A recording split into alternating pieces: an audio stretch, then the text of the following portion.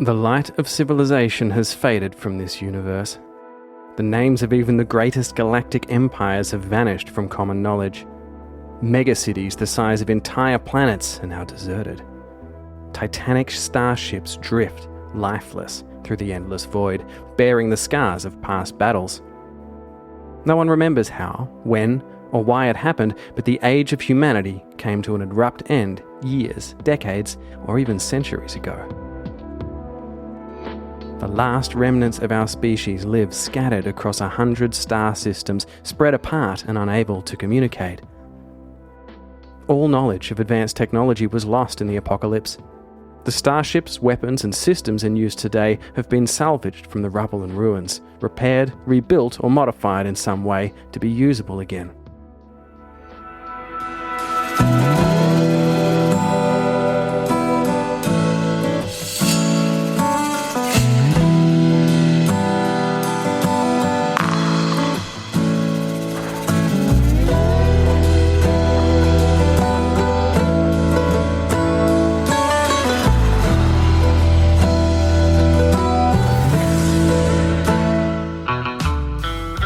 Hello and welcome back to the Solo RolePlayers podcast. I'm your host PJ, and today on the show I am excited to be featuring a brand new little book in the PJ household. This book has been a hot topic over in our Discord. It comes as a high recommendation to me, a high personal recommendation to me, and it's going to be our book club book for this month. This game that I'm going to be looking at with you today is called Astroprisma.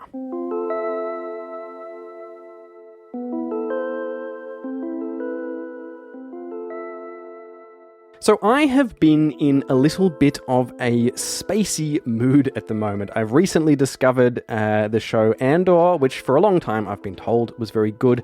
I'm not even a big Star Wars fan, but I did like The Mandalorian. And so watching Andor now this last week or so has got me excited about spacey stuff again. I restarted a long paused play of Starforged as well, which I'm probably going to talk about in some way, shape or form soon.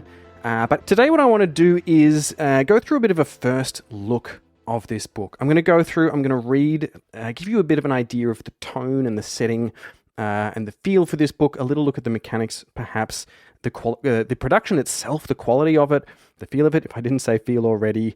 And then I'm going to go away and go make a character and then come back and set up a bit of a world and just sort of see what happens. We are also going to be hearing from, this month on the show, the creator of this game, Crescent Chimera.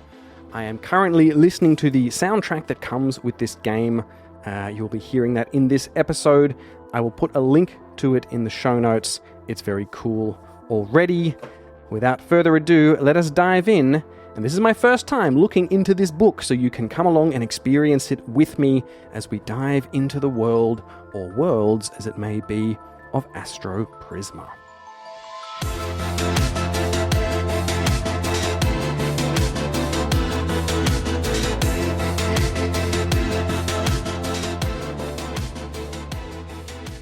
Just a little note about the book itself. The first physical look. I have the physical copy of this.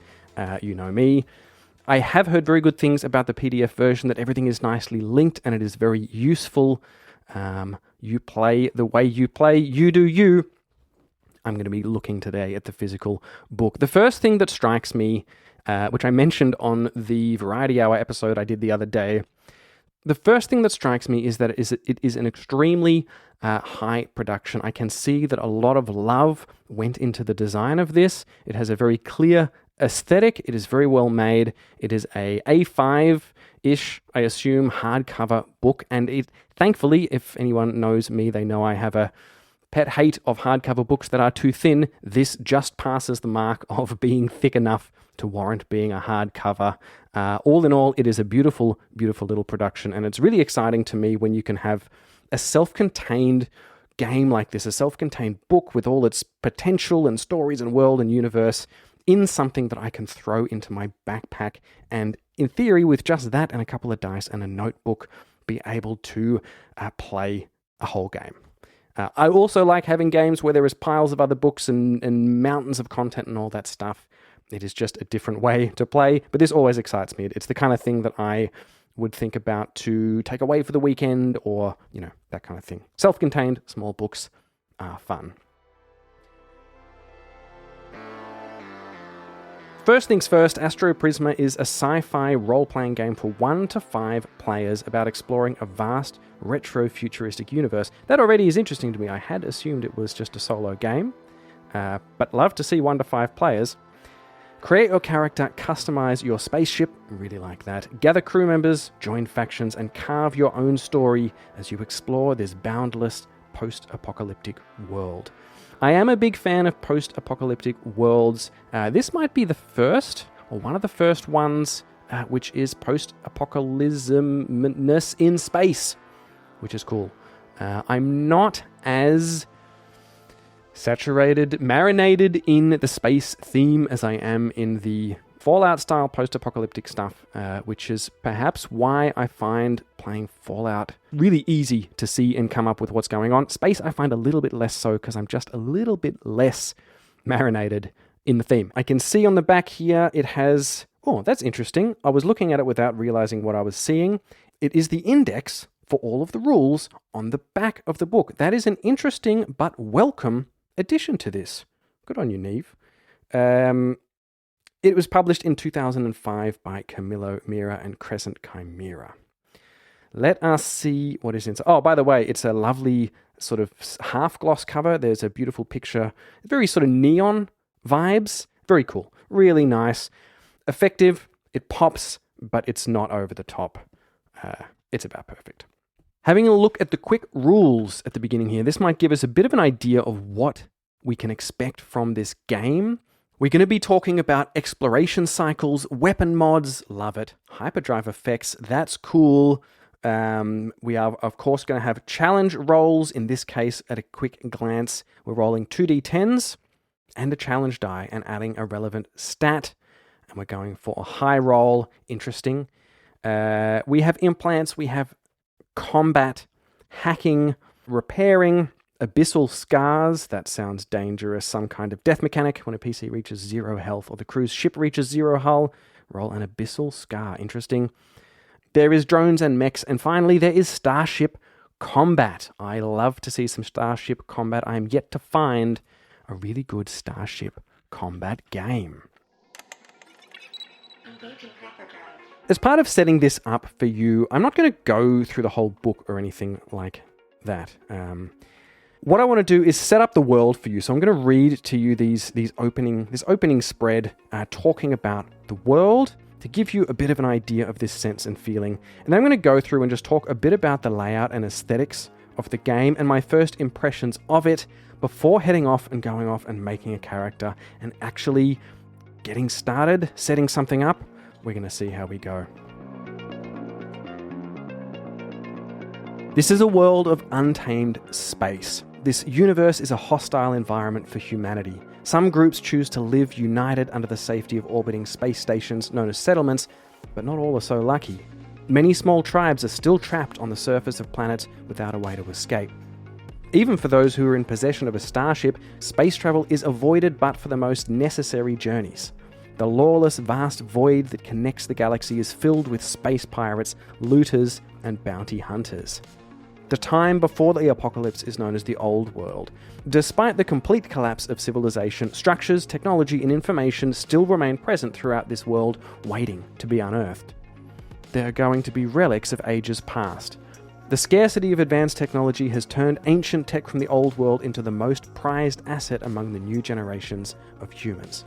Starship modules, military weapons, cybertech implants, and complex virtual hacks are some of the most valuable pieces of technology in the modern universe. I do like having a really clear goal to go out and loot stuff. Loot feeling important, like looting and exploration for the sake of bringing back rewards, is a really strong mechanic, I think, a strong loop and drive in these games. Games in general, I find, that really helps me, at least, always have a clear goal. If in doubt, go find some cool stuff. Some, driven by either conviction or necessity, have chosen to leave the safety of their settlements and explore the universe in search of bygone artifacts. These explorers are known as spacefarers. Conflicts of interest and fights over important resources like ancient tech have created an environment of hostility between different factions with distinct ideals and goals.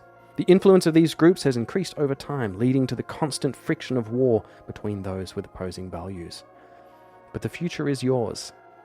In Astroprisma, you take the role of a spacefarer starting their own journey through a new star system. You'll explore planets, ancient ruins, forsaken cities, and other locations, uncovering the secrets of the old world. Your choices will gradually affect the evolving story, love it, creating a journey unique to you.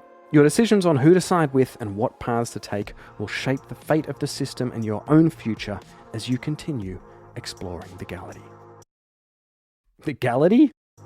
As you continue exploring the galaxy. Really nice little setup there that sort of tells me everything I need to know about what I can expect going in now. I'm a lone person going out here. I'm a spacefarer. I'm out there to fight to survive, discover cool old world tech, and by the nature of things, side and fight against various factions. We have a setup of conflict, we have a setup of goals, and we have a setup of what the world is. That is a really great place to start. So I'm just going to go into a little bit about the layout of this book now before we start digging into what this game is, how we play it, how the exploration works, which is going to be a key feature of it. This is ostensibly a hex crawl in space, something I really, really, really like the idea of and haven't done really. You kind of have hex stuff a little bit in Starforge, but not really. So really keen to hear about that. And then I'm going to go in and do a character creation, and we'll come back. But before that, just giving you a bit of an idea of the feel of the layout of this book. To begin with, I really like how clear it is where things are. Having this index on the back of the book, it may take some getting used to for me to look there rather than flipping to the first page like I have done for every other book in my life. But I do think it's a cool idea and it's good there.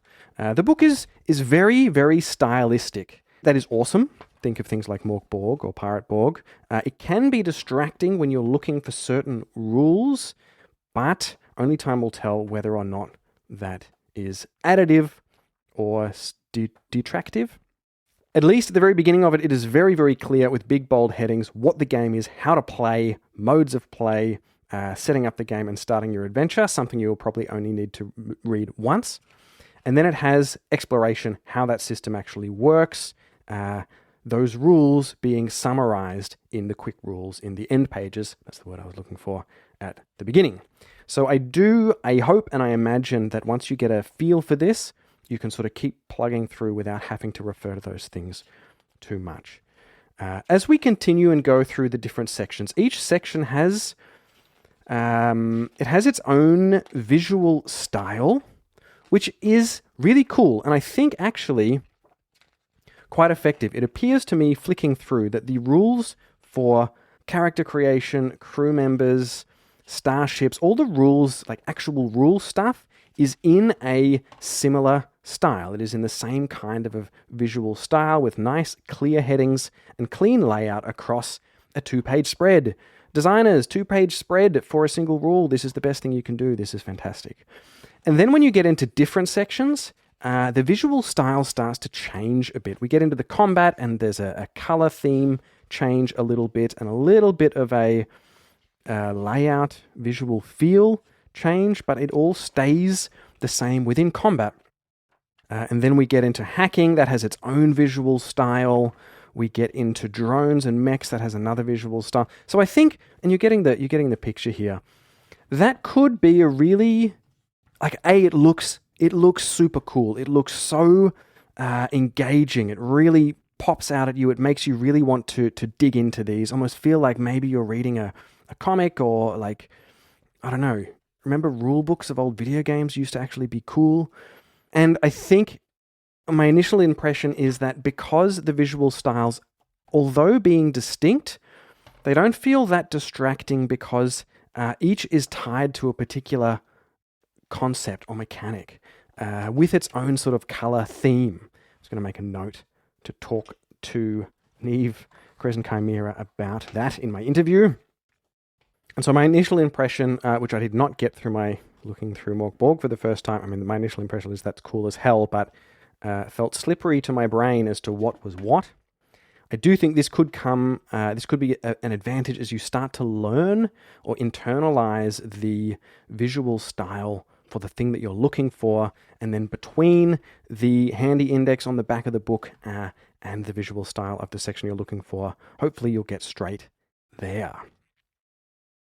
Interestingly, the section about multiplayer is a couple of pages at the end of the book, so I feel like it is not the focus, or at least works very similar to the single player, which is a good thing. That makes me feel like the single player is not just tacked on. Flicking to the end here, we have some NPC generators, character tables, love a number of pages here on ships, which are drawn like in a simple manner on a grid, which means I could probably copy it out because I can't draw.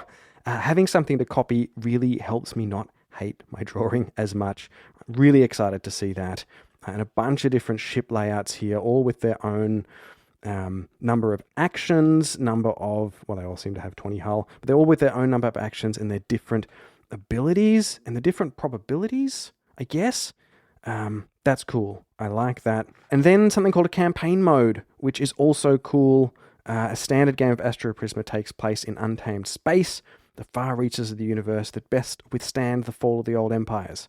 In campaign mode, you'll travel from the outskirts of the known universe towards the galactic core, where the presence of post-apocalyptic factions of human and machine is the strongest, and their wars and conflicts are the most visible. Okay, so if you want to, you can string things together and make like a bigger journey to the center of the universe.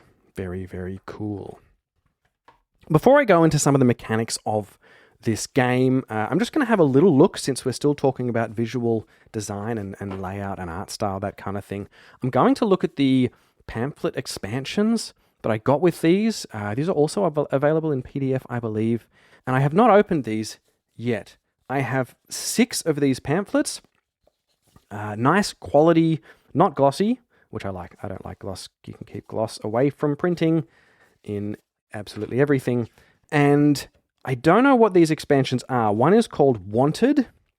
We have Exo Anomaly, Virtual Lover, Ceramic Skin, Cloud 9 Casino, and Vapor 3000 Space. These are all some kind of expansions. Let's have a look at Wanted Target, I think, and see what that is. The first thing is that each of these brochures is just delightful. Each of them have a completely different art style and visual layout. Not that clear on the front to read, but that is totally okay because they are this self-contained little thing. It is a single, like standard threefold pamphlet with, by the look of it, one very core idea. And I really like this. This Wanted Target 006 for one. Dead or Alive, 2,999 credits or whatever they're called. Bounty contract compatible with Astroprisma. When I open this, it has contracts. This expansion introduces 6 high-risk targets wanted by bounty hunters all across the galaxy. At any point in your world travels, you may spend 10 XP, or EXP, whatever that is, to receive a new wanted contract. Choose one of the 6 targets and roll on the tables below to find out more details. I love this. This appears to be a modular expansion that can be plugged in to any point in the game that you want. This is a beautiful, beautiful design idea. Let me just confirm that suspicion by looking at another one. This is Exo Anomaly. And this introduces a set of unique events and twists to each cycle through the Anomaly roll tables. The effect described in the Anomaly always refers to the upcoming cycle. Okay, so I'm not going to talk about that too much because we haven't actually looked at what these things are. But basically that gives you it's a whole extra table, essentially, to add different flavors. At the end of each cycle, decide on your intended destination hex, roll a d6 to determine the column on the Anomaly table, whatever. So it's another table that gets slotted into one of the procedures in the game. So yeah, this is a really, really beautiful idea. You could pick them up, use them for a bit, put them away again. If you maybe feel like, I don't really know what I want to do now, bam, wanted contract. All of a sudden I have to go and hunt Orgon Blaze, who is a big, like a Metal Gear Solid looking guy who has Molotov cocktails. Absolutely fantastic. He is the vocalist of the Cryo Death and one of the most prominent members of the underground alternative scene. His anti-android protests have put him in the synth Ark's sights. Fantastic. Really, really cool idea. Each beautiful. They could each be a poster on your wall. Except that they're double-sided, and it would be very hard to decide which side to put up. That is the expansions, and that is the visual feel and layout, and a bit of a setup for what you might expect from this game.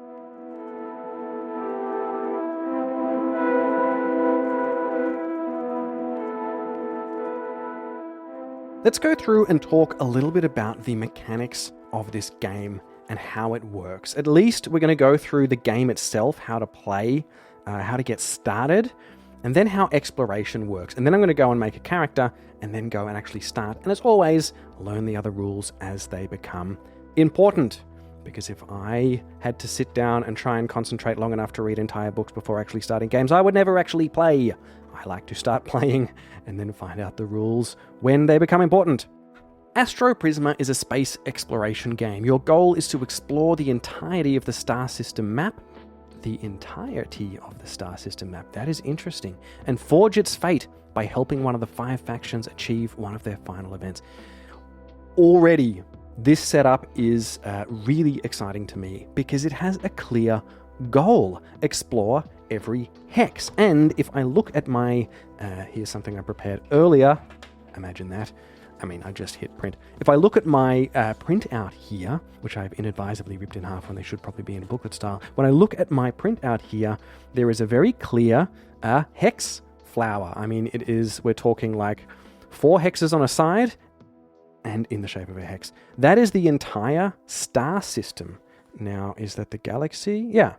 Explore the entirety of the star system map. And I assume then what the campaign means, and correct me if I'm wrong, at a superficial glance, but I'm pretty sure my instincts are right here, is that each of these, if you're playing in a campaign mode, each of these star maps, these self-contained little hex crawls, you string them together as you get further and further and further toward the center of the universe. Really, really cool. I'm more excited about this than I thought I was going to be. I was hearing good things. We've had a lot of play of it on the radio, over in the Discord.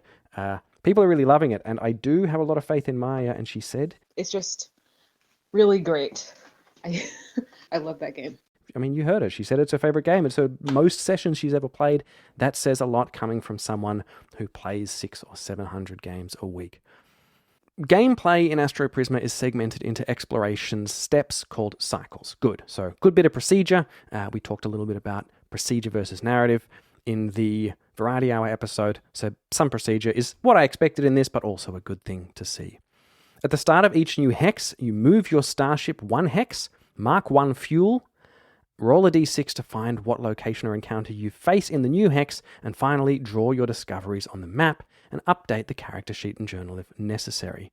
Important now to talk a little bit about the modes of play, I think. But talking about that is so far a really good and simple layout of a procedure.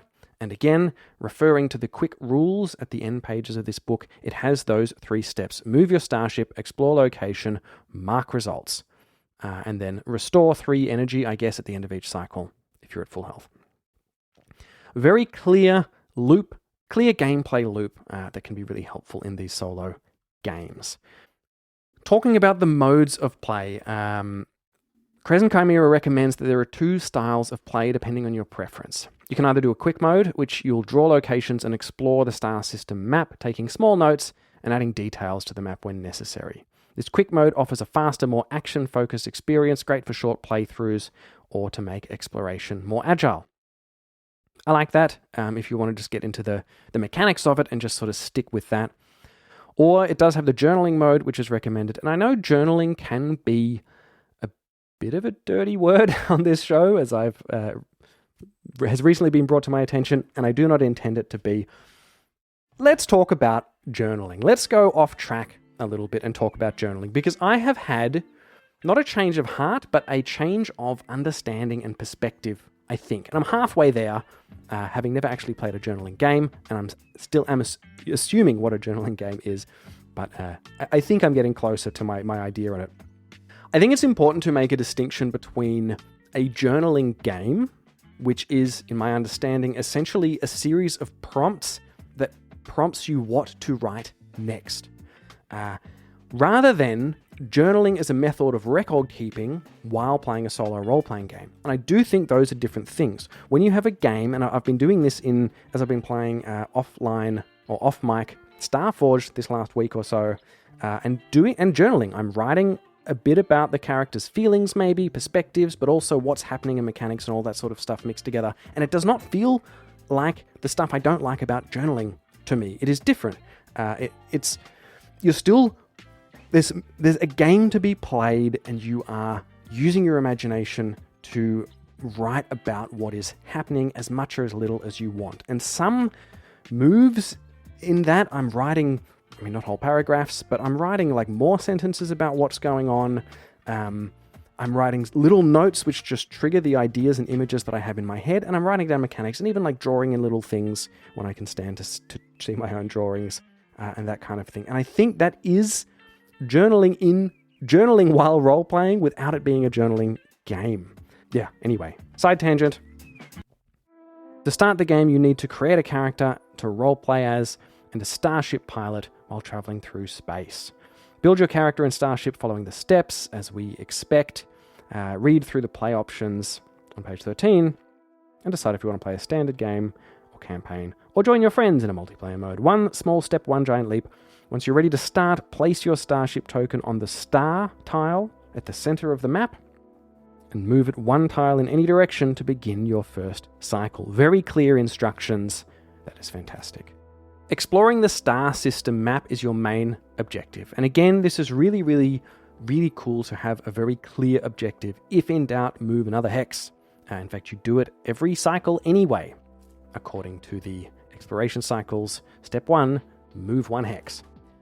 So during the second step of each cycle, you need to roll a d6 to determine what location or encounter you find, and this is the exploration roll. Excellent.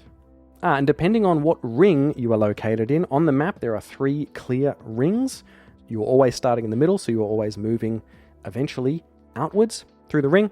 And each of those rings are going to have their own encounter table. So you are progressing then naturally outwards, and you are getting different tables. I do sometimes worry about a d6 roll, because it's not that unlikely that you roll the same thing 2 or 3 times in a row. However, this at least does ensure that you are constantly moving out and moving through different tables, which is a really nice idea. So when you discover a planet, you're going to be rolling a d6 to discover its shape, number of satellites. If it has satellites, you choose which location to explore.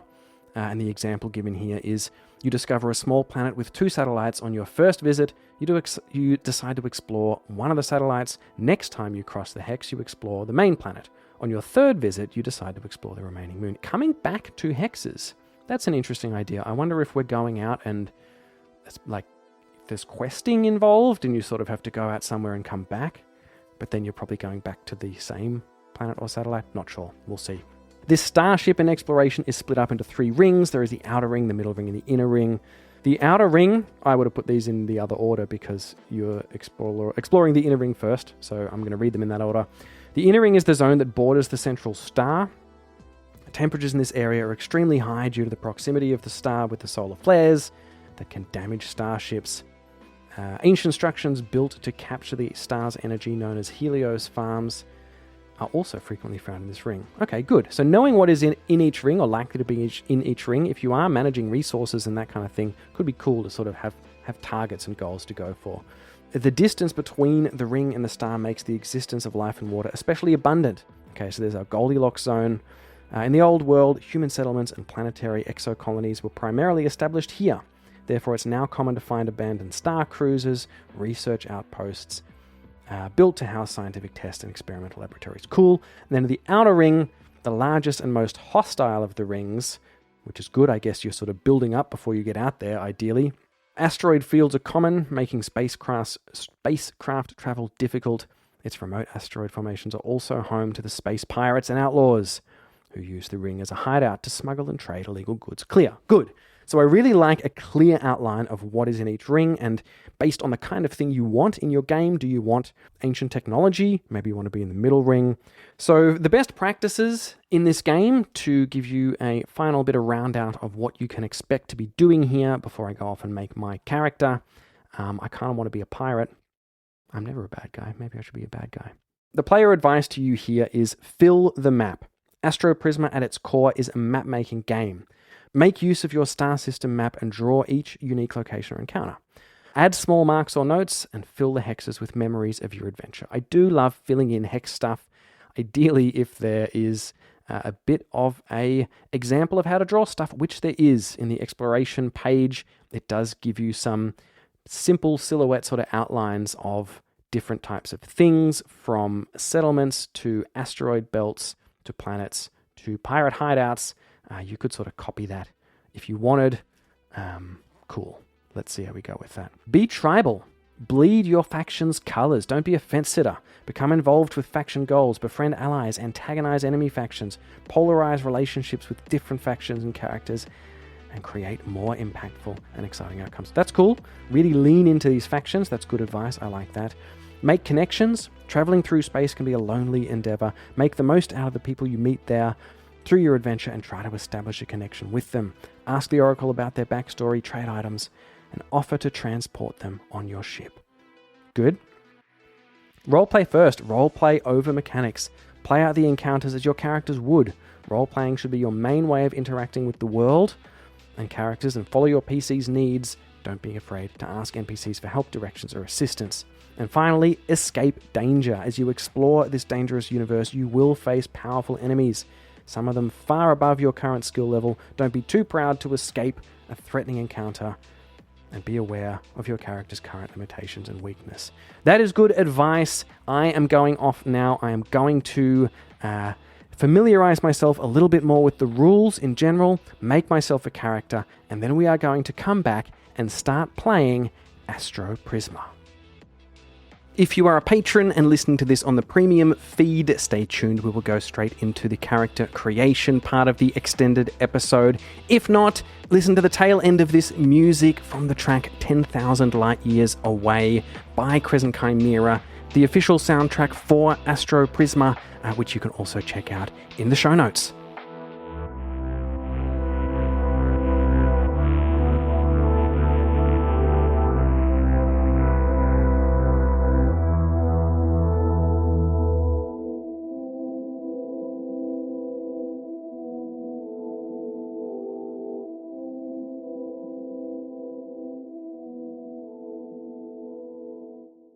Alrighty then, that character creation session turned into an entire episode, which is going to be over on the Solo Roleplayers Patreon. You can check that out if you are a Solo Roleplayers tier level member. Had some fun, talked about various bits and pieces, and part of the reason it went so long is that which is really good, I think, for learning a game and not wonderful for creating content about it, or at least not succinct, is that the character creation is sort of tied up in the rules as well. And I think that is a really good thing, because it does mean, by looking at what I had to do next to create my character, I was kind of learning the rules as I went along. I did have some questions about how some things worked and had to flick back and forth. That would not be a problem if I actually read more rules before starting, but it does appear that you can get into this game without knowing all the rules. I still don't. We are going to learn them as we go along and we start playing this game, and just seeing how it unfolds in that procedural nature. What I did learn is how the ship combat works a little bit, which was a little confusing for me to begin with. Now that I know how it works, I actually think it's really cool. I really like the design, both how the AI ships work and how your ships work. For those of you who listened to the Mythic Bastion Land episode a little while ago, you will note how much I enjoyed the rolling a number of dice and then deciding what to do with them. This has a little bit of that vibe. There's maybe less decision, at least early on, because your dice rolls just tell you what you are able to do, what attacks your ship can do and whatnot. However, I think as you go through and you upgrade your ship and put in new modules and this kind of thing, or have multiple modules that happen on the same roll, then you can make the decision of how you're going to spend them. And I really, really, really like that. Before we get into the ship stuff, I would like to introduce you to our character. Our character is Nanaka, no last name. And Nanaka is an eco-terrorist. Let me just bring up the origins here. There are 6 origins in this, and they give you a starting set of stats, skills, as well as some starting equipment. There's a few of them. You can look at them then. There's 6. They're pretty straightforward. A nice sort of mix of things. They may feel a little specific, so you can't make a really broad background, but then again, you can do whatever you want. However, I got into the idea pretty quickly, and I actually like the fact that it's really focused on what this is. As I got further into the rules and started building the ship and stuff, I do like how focused this game is turning out to be. So anyway, Nanaka is an eco-terrorist, and then I rolled up on the NPC tables, which is where I got the name, and also her behavior, which is strict, and she is a no-nonsense, anything for the cause, sacrifice anyone, eco-terrorist. She wants to bring the world, take out the ruling factions who are presumably monopolizing the resources that are left and the old tech that are left, and wants to return the worlds to some kind of, more positive, less capitalist state. That's what I'm going with anyway. She has a pulse rifle, a bulletproof vest, 2 frag grenades. Also with her role then, she is a pilot. You get to choose a role, and that will give you certain skills while flying your plane. You also have a set of crew members, which I really, really like. On the back of the ship, the starship sheet, you have a set of 4 crew members. Your character goes in as the first crew member. As a pilot, Nanaka has the passive ability where she can re-roll an escape attempt once. And she also has, you get to choose one skill, and I chose the skill of a barrel roll, which allows her to add her grace to the damage by spending 2 fuel. So I really like that we're going to have resource management as well in the midst of fight, and various crew members adding to the capabilities of the ship. Really cool idea. We looked a little bit in the character creation at the system map and how that works. And again, really nice that it gives you little drawing icons, how you can draw stuff on this hex crawl, which is wonderful. And yeah, I'm not going to go into any more of the details really. Oh yeah, starships is the next important thing. The starship selection was really, really cool. It feels quite video gamey, but in a good way. And that is where you get to choose some starting modules, and the modules have little pictures on them of what they look like, and it is based on the modules that you choose. For example, you choose a control module. Mine is a Star Dagger, which means I get +2 damage to ships that are in critical condition. Then you get an engine. Mine is Oxygen Jets, which gives me 2d6 action dice and an extra one on the first roll, or the first combat turn. And I chose some weapons. I have spark lasers that do piercing damage on a roll of 3 to 5, and I have missiles that do a lot of damage on a roll of 5 to 6. So I figure I want to go in as a, get in, take out the ships early, and get out again is sort of my idea of how my ship and crew and character are going to operate. So that is our ship.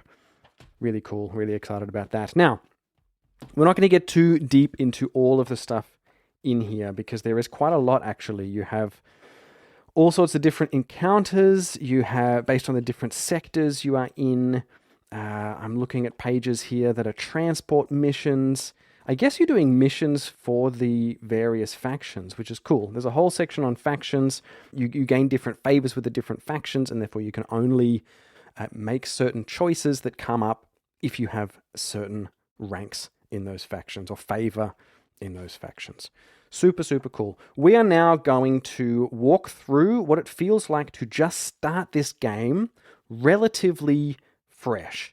So this is what it feels like if you're starting at exactly what I did. Read a little bit about it, get a feel for it, create a character and a starship and a star system, and then just follow the rules and see how that goes. Remembering that on the very first page where it said, or the second page, the game, starting your adventure after character creation, you must take one small step, one giant leap. Once you're ready to start, place your starship token on the star tile at the center of the map. Move it one tile in any direction to begin your first cycle. Now I need a token. What are we going to use for a starship token here? I have a little red cube. It's not exciting. It will do just fine. Now, let's see where we're going to go. I don't know where to go. I'm going to roll randomly. That means I have 6 hexes around me. I'm going to put the northmost hex as a number 1 on a d6, and we are going to move south. Fantastic.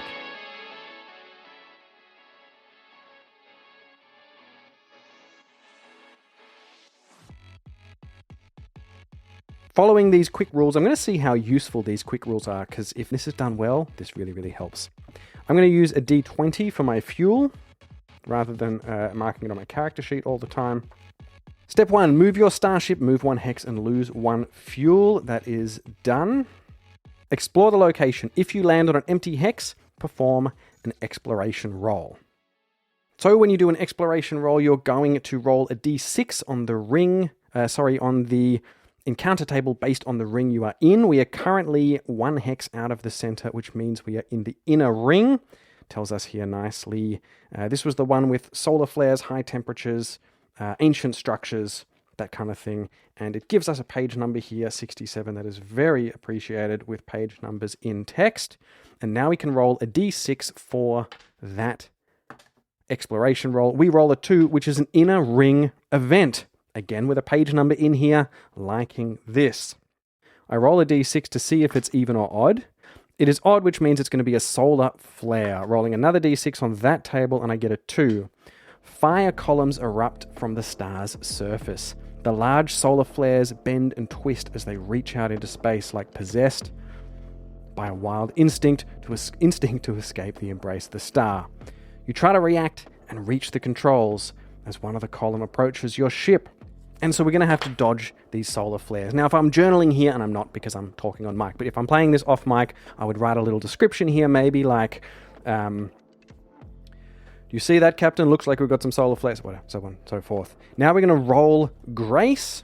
Rolling a normal check in this is you roll a challenge die, essentially, if that's what it's called, which is what you have to beat. And then you roll your own die and add your relevant stat. I'm having the black dice, whatever I'm trying to beat. They get a 7 and we get a 10. Excellent. You perform a dangerous maneuver and evade the flames. +1, very small symbol. I think that's a scrap. Let me look on my character sheet. What is that symbol? Ooh, I think it's hyperdrive. Yeah. +1 hyperdrive. Remembering that is like our luck tokens. We can use them to reroll, like I think do an automatic hit, reroll damage, that kind of thing. Cool, I'll take it. So take 1 hyperdrive, performing a dangerous maneuver and evade the flame. Excellent. So cool, that was it. We're sort of flying through and these flames are spotting out and Nanaka says, yeah, don't worry, I've got this under control. And just with icy skill, she manages to roll around, getting through these solar flares, no problem at all. And that's it for our event. Love it. And then mark results. Draw the encounter on your map and write it in your journal. We've just done that. I believe we just move on to the next exploration cycle. Fantastic. Okay. This is fast moving. I like it. We are going to travel now.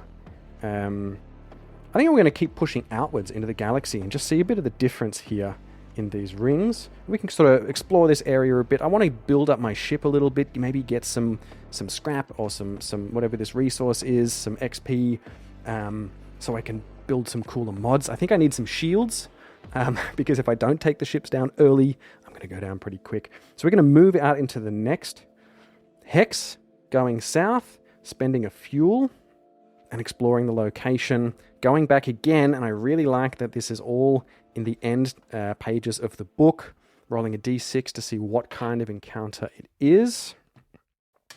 So we roll a 1, which is a settlement, and now it says faction. Roll a d10 when entering a new settlement to find out what faction it is. We are rolling a d10, and it is the Medusa faction. The Medusa sector is an anonymous and decentralized organization of hackers and cyber terrorists united under the goal of uncovering the secrets lost in the deepest layers of the cybersphere. Wow, interesting. So it's not as prescriptive as it could be, but I think it's okay for the sake of cutting things down to keeping in 2-page spreads and not having too text heavy. I think it's okay. I would like maybe an instruction saying, like on the factions page, just telling me how it works. It just tells me factions favor represents your reputation, so on. Once you reach 2 favor with a faction, you may join them by playing through their first event. Yeah. So all I'm finding here is it has told me I found a Medusa settlement, but I don't know what to do with it. What I do like about the factions is they have an order of events. You have the first, second, and third, and you need a certain amount of favor with them to do it, and that's sort of giving you quests and that kind of thing. So I really, really love that. But I just want to find out the process of discovering a settlement, which isn't quite there. It just says, roll a d10 when entering a settlement and find out what faction it is. Okay, let's keep reading. A refuge amongst the stars. After the apocalypse, life on planets became unsustainable and dangerous. Space stations, known as settlements, became the home of most of humanity. Quickly, tensions and conflicts of interest created opposing forces ready to fight for control. Factions with different ideals and goals spread throughout space. Your starship's hull is fully restored when you enter a settlement. Cool. You can buy pre-built ships, ship models, or sell items. Okay, cool. Got it.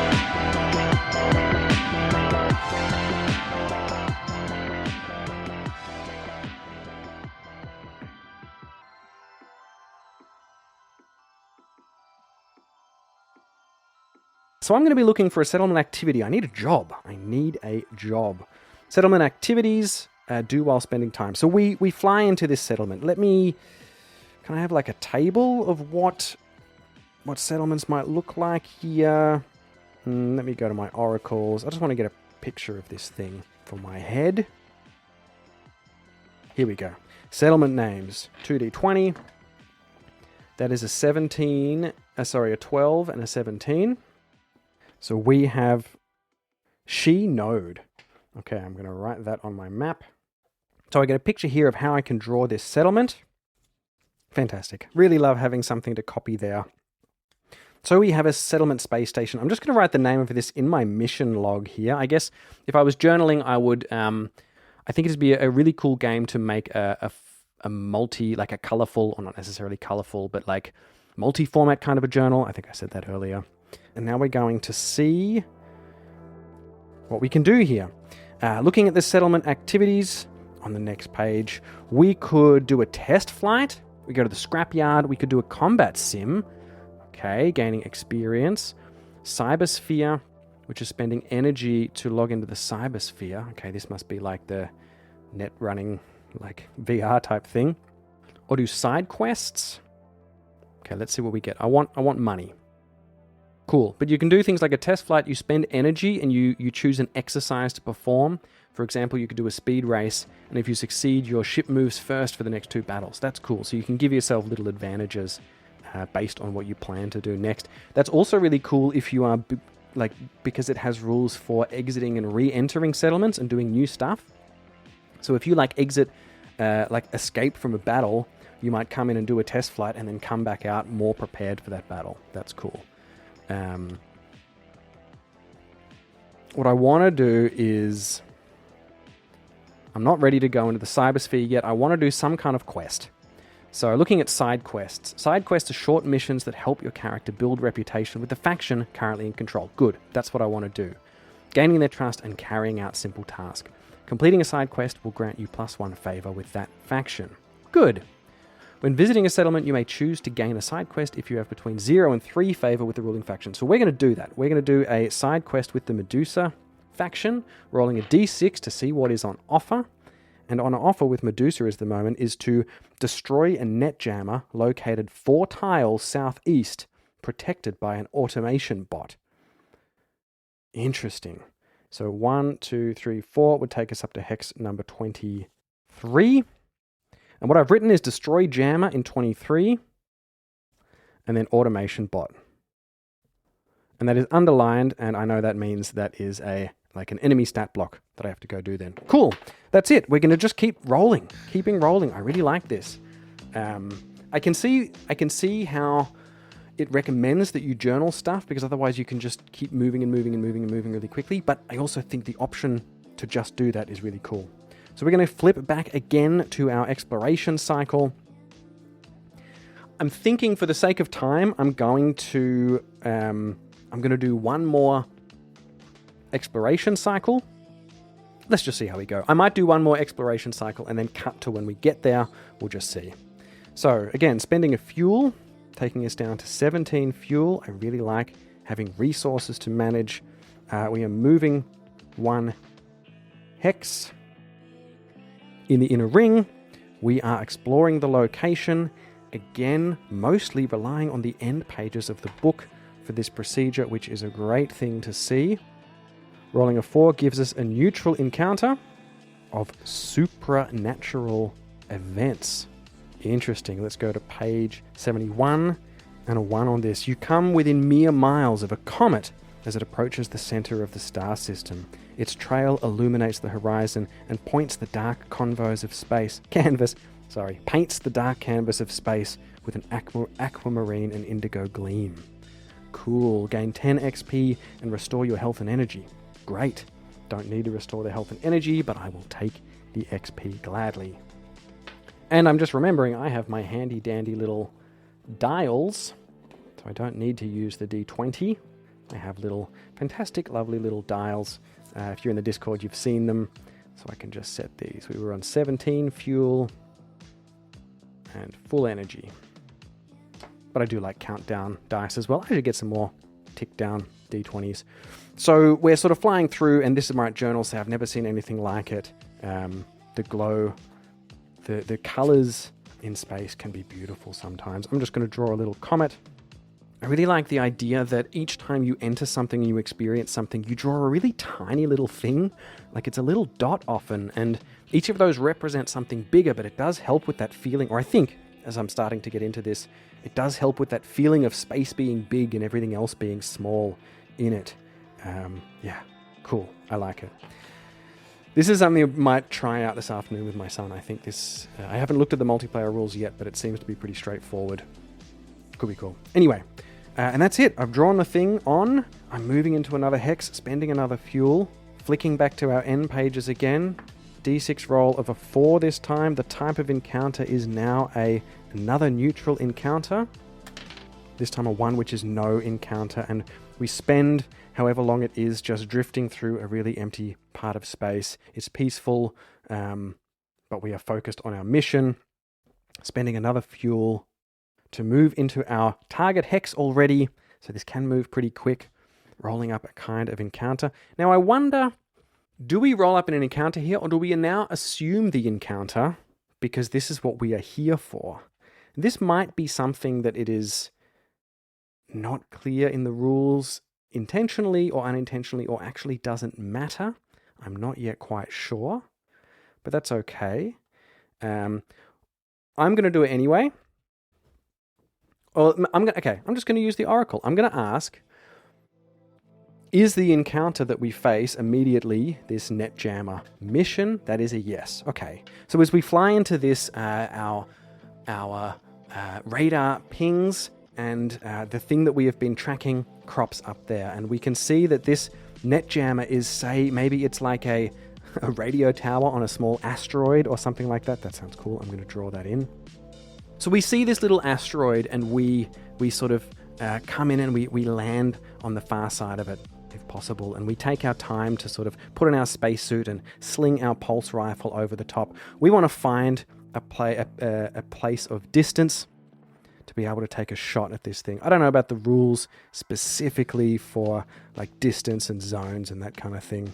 So I'm always cool, and I don't know if the rules are here specifically, I'm always cool with using the Oracle to make things cool. So I'm sort of going to try and creep up on this thing.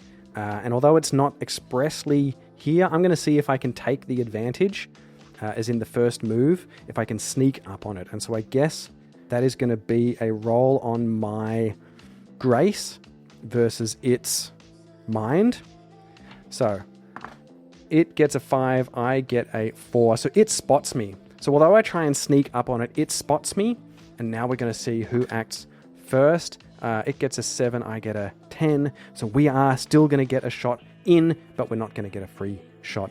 Following the combat rules, we are going to do an attack. Ooh, I could hack it. Okay. So I'm shooting with my pulse rifle here, doing 2d6 damage plus vigor, which is 3. And so I line up this bot, which is now starting to come towards me, doing 5 plus 3 damage, doing 8 damage. It has shields of 5, as we saw, so I take 3 hit points off it.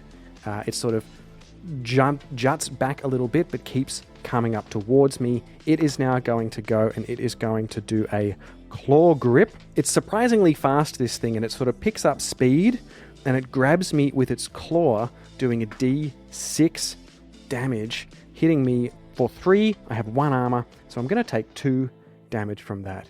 We were hoping we were just going to take this thing out from a distance, but unfortunately no, it was faster than we anticipated for such old tech. I'm assuming the turn order stays the same now, and I'm going to roll again. I'm not going to try and hack it. I'm just going to try and knock this thing out as best I can, because I do have a pretty good weapon here. So firing off with the pulse rifle at close range now, trying to create some distance between me and it. I try to get a good hit in with the pulse rifle, rolling a 9 on it, doing it another 4 points of damage, taking it down to 1. I think I can get through this thing. And it is going to have another turn against me. Yes, doing a self-repair, unfortunately. Damn, repairing 5 damage, taking us back up to 6. Let's see what hacking is like. Okay, this might be fun. Just scanning over here, but we're going to try a hack. So rolling against Mind, it had 0 Mind. It, however, beats me with a 9, so I fail to do a hack on it, and it gets another turn on me, doing another self-repair. That's annoying. We're going to try and hack again, because I want to stop it repairing itself for a couple of turns. So rolling again at this thing, and again, if I'm journaling, I could be, making notes of what's happening in each of these things. This time I roll the 10, so we are successful on the hack. Okay, cool. The kind of hack we are doing is a javelin hack. Oh, that's cool. So we successfully then hack into this thing. It's going to cost us 1 energy. It costs us 1 energy, and we do a d12 plus mind damage. Cool. So rolling a d12 now. First time we've pulled out another dice shape. Don't even have one here at the moment. Doing 2 plus mind, and my mind is 0. So only doing 2 damage to this thing. Oh, that's annoying. Down to 6. It is then its turn again, and it is doing a 5, which is again a claw grip, doing d6 damage to me. Another 3 damage to me, taking me down to 12. What are my other things? Cyber tech I don't have. I could escape. I think I'm just going to keep smashing this thing until we get through it. Rolling my damage again for my laser pistol. This time doing 10 damage. Plus my vigor, which is 3. So actually doing 13 damage. It having 5 defense, this time destroying it in 1 hit. So after going back and forth and it getting me a few times with the claws, I tried to hack into it and it didn't really do much. And then just at the right moment, I took a step back, I spotted a weak point, and I shot the pulse laser with all its might into the weak spot of this thing, destroying it immediately. After defeating an enemy in combat or after destroying a ship, you can roll for loot. To do so, roll on the loot rewards table to your right. You must roll a number of d6 based on the difficulty of the enemy. So I get 1d6 on this table, and the table goes up to 18. Fantastic. I really like tables like that, which is a single table, and you get to roll bigger dice or more dice. Actually, having it as 3d6 I haven't seen before. I've seen like d6, d10, d12, whatever. But this is nicer because it means your chances actually do increase quite a lot with more d6s. I roll a 6 on that, getting a random narcobiotic. excellent opportunity to look up what narcobiotics are. Narcobiotics are pharmaceutical combat and performance enhancers that increase the character's stats for a limited time. They can only be bought and sold at Corsair settlements.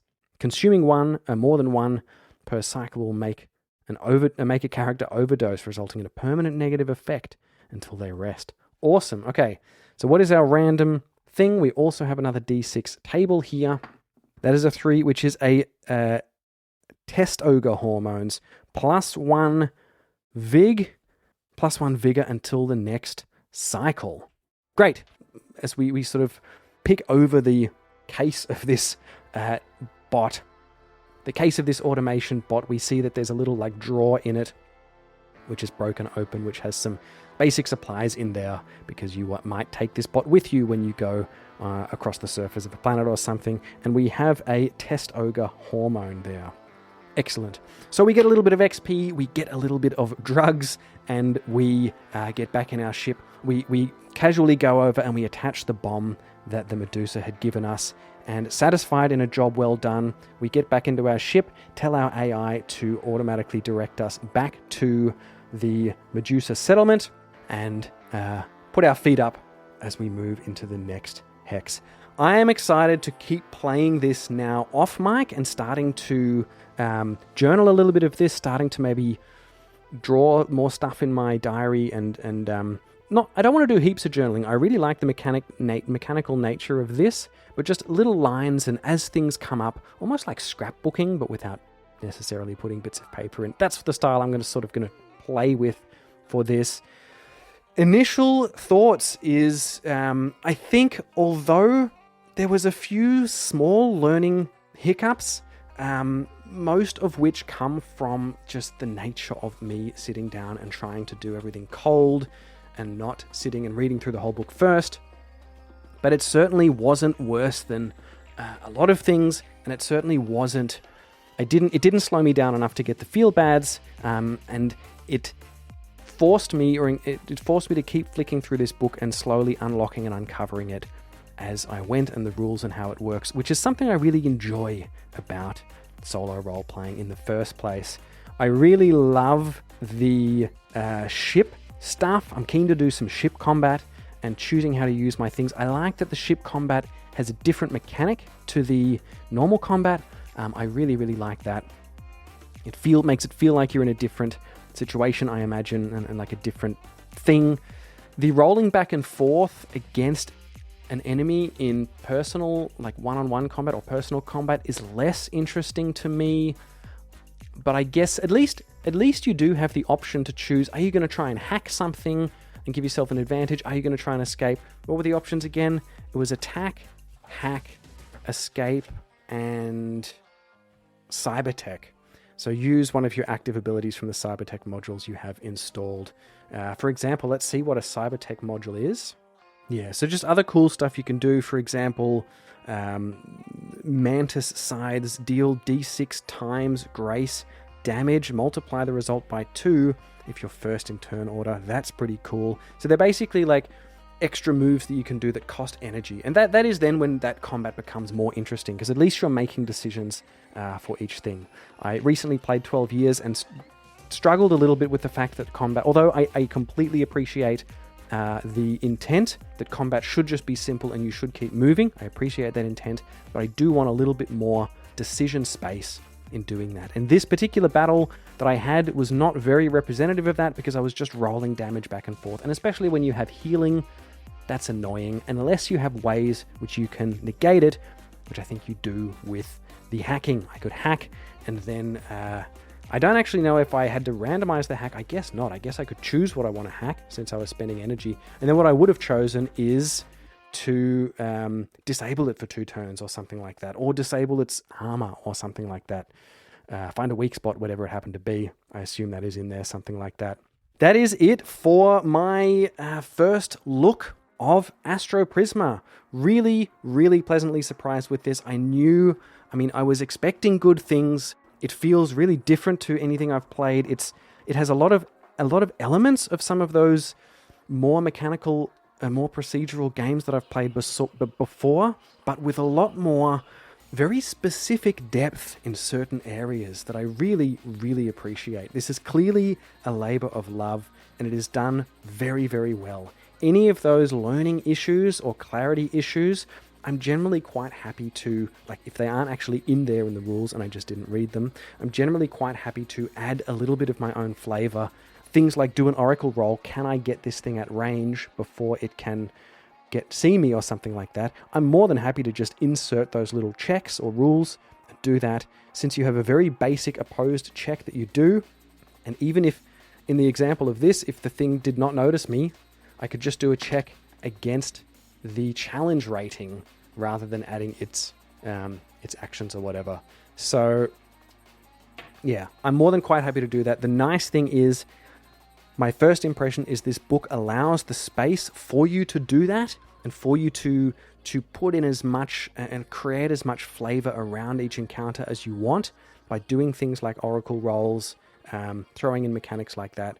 This feels like a really, really good example of enough procedure that you can just follow it and do everything and manage resources and improve your character and explore this thing, but there's space within it to fill in those flavor details as you want. The aesthetics in the book is beautiful. The design is really fascinating. I really appreciate that the first quarter of the book, it is a much cleaner design where it's going through the main rules. And then as you get deeper into it, the stuff that you would just be going to once and rolling on a table, or going to once and doing an event, that stuff is more stylized and interesting. And then we come back to some of the more important ones, and it's a simpler, more clean layout again. Really, really great. So much to explore here. This is going to go on my 3x5 challenge. I think it's going to be the third game on there, and I'm going to keep playing this off mic. Thank you so much for joining me today on the Solo Roleplayers podcast. I feel like this may be a long episode, depending what I can cut down. As I said, I went off for an hour or so in the character creation. If you want to hear that, you can head over to Patreon/Solo Roleplayers. And if you are interested in signing up as a Solo Roleplayers tier member, not only will you be able to listen to that episode, but I think we have, 60 other additional episodes that don't appear on this public feed there, where I go through and keep playing all sorts of games, as well as book clubs and radio and all that stuff that if you're interested in, you can go and check it out, or ask me about it and I will tell you. And if not, I'm not going to bash you over the head with it. Thank you for being a listener. Thank you for being here. And thank you for being in this hobby. Everyone I come across in this hobby are just the most wonderful people, and so therefore I assume you are too.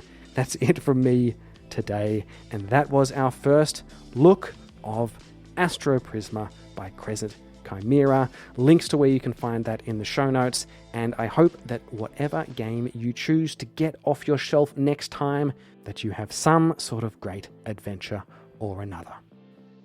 Bye!